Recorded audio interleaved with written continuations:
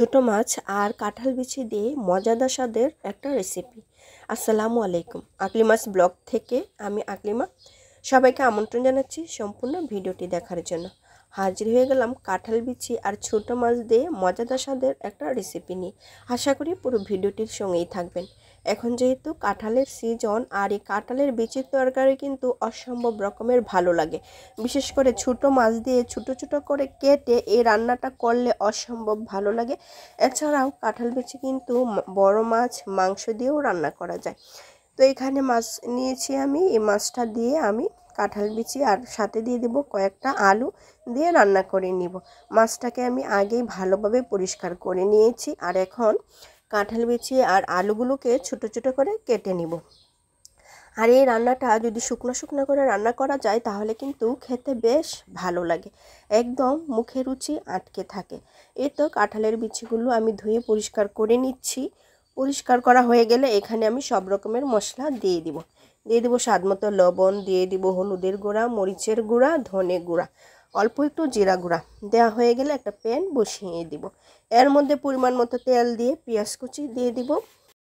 আমি এখানে অল্প পরিমাণে পেঁয়াজ কুচি দিয়ে দিয়েছি, পরবর্তীতে আবার পেঁয়াজ কুচি দিয়ে দেবো। এখানে পেঁয়াজ কুচিটা একটু বেশি দিলে রান্নাটা কিন্তু খেতে বেশ ভালো লাগে। এই তো পেঁয়াজটা হালকা একটু ভেজে নিব। ভাজা হয়ে গেলে আলু আর কাঁঠালের বিচিগুলো আগে দিয়ে দিব।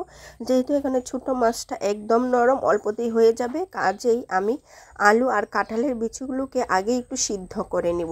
এরপর এর মধ্যে দিয়ে দিব বাকি যে পেঁয়াজ কুচিগুলো রেখেছিলাম সেগুলো।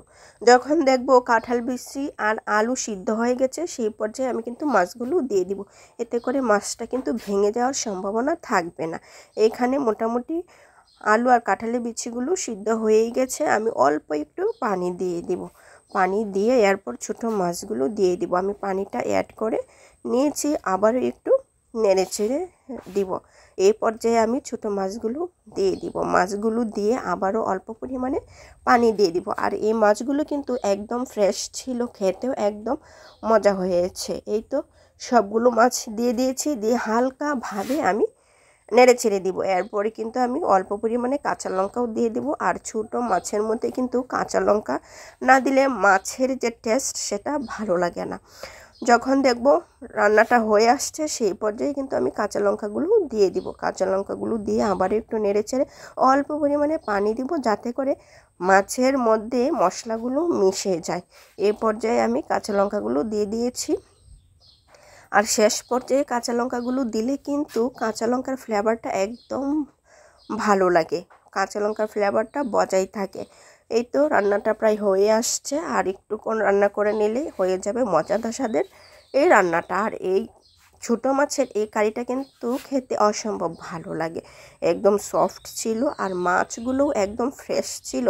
যেদিনই বাজার থেকে এনেছি সেদিনই কিন্তু আমি মাছগুলো রান্না করে ফেলেছি, যার কারণে কিন্তু এর স্বাদটা একদম বজায় ছিল। আলহামদুলিল্লাহ, হয়ে গেল আমার মজাদার স্বাদের ছোটো মাছের এই কারিটা। আজ এ পর্যন্তই। আল্লাহ হাফেজ।